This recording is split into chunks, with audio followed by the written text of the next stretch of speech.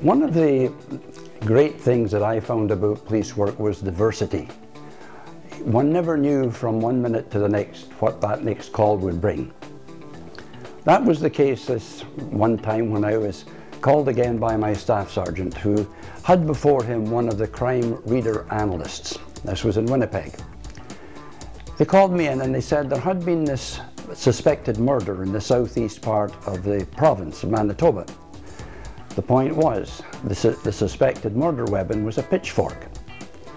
Now, the reading analyst staff had difficulty following the thought process of the investigators, the detachment men that had investigated this.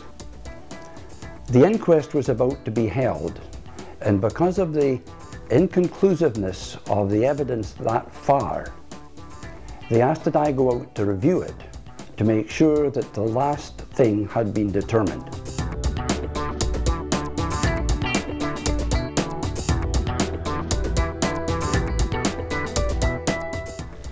Clearing my work, I went out to the community of Sprague, and there I found that the accused, suspect at the time, was in fact, had been an immigrant bride that came over and worked strenuously with a farmer who basically held himself and her in isolation. There was a language difficulty with the neighbouring community, where the predominant language was French. The immigrant bride spoke Hungarian.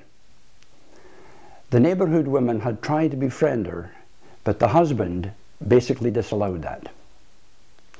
The day came when one of the neighbours heard a tractor come into her yard and pounding on the door, and when she answered, she found this immigrant wife in a great state of distress.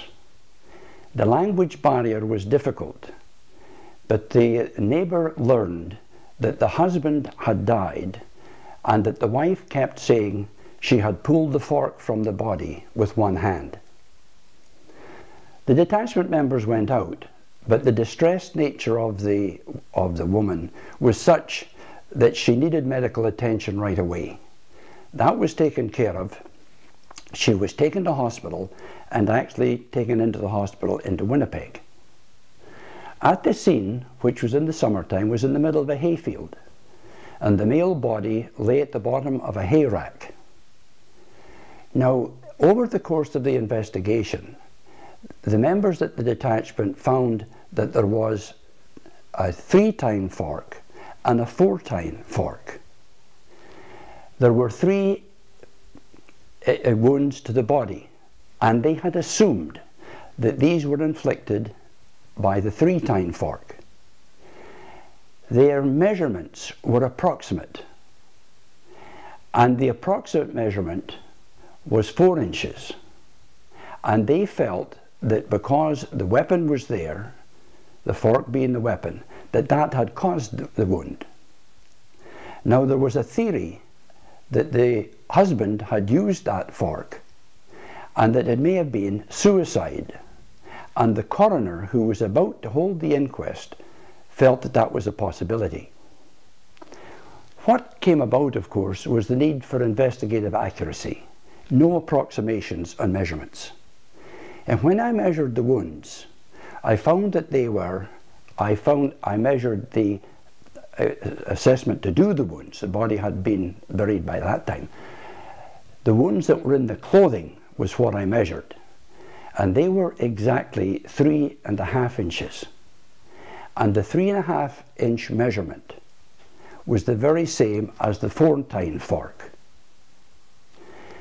Now, the lady had been taken into the hospital in Winnipeg, and then was remanded for a psychiatric examination, which gave us time to do a little bit more investigation. And in that, I found that the guards that had been placed to guard the woman when she was in the hospital, a normal practice when someone is under suspicion, had not been given the proper instructions.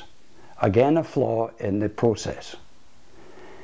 When I interviewed them, I found that one of the young guards was able to say that in this 2-person ward, a visitor had come in to visit the patient in the other bed. The immediate response from the patient that was there, pointing to the suspect woman, said, "Did you know they're going to hang her for killing her husband?"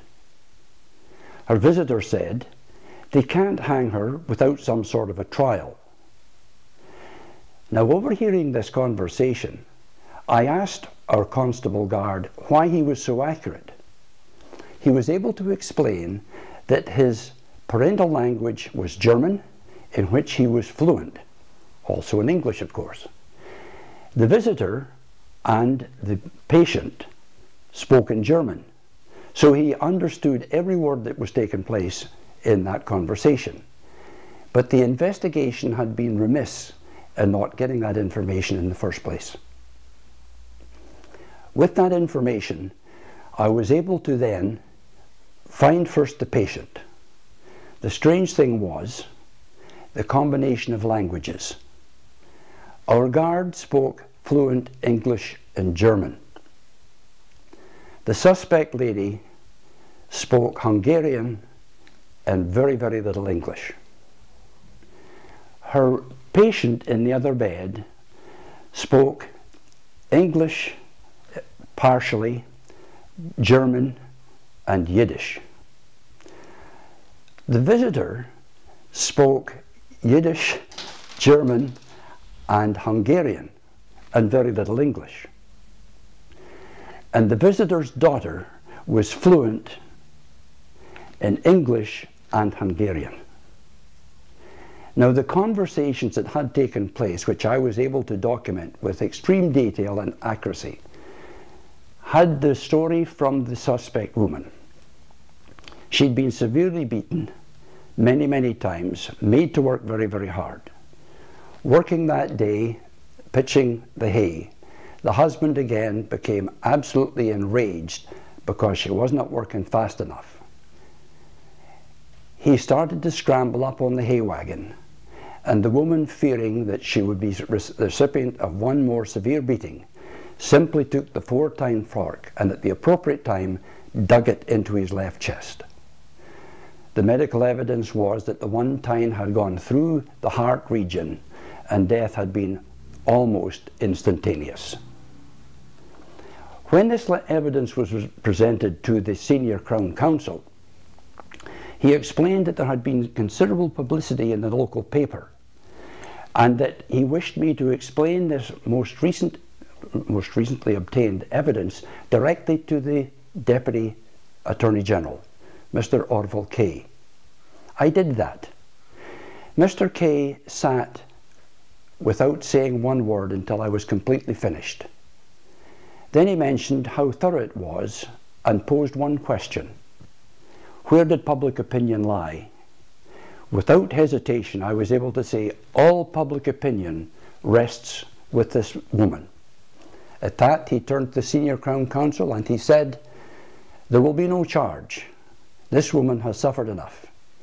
Just close the investigation." When I stepped from the office, I was a bit amazed, because here we had a clear-cut killing, but the senior Crown Counsel, Mr. Gordon Pilkey, said, "You know, the deputy is right. That is what justice is all about, public opinion. And in this case, no jury would have, and no jury should have, registered any conviction against her." That lady walked free.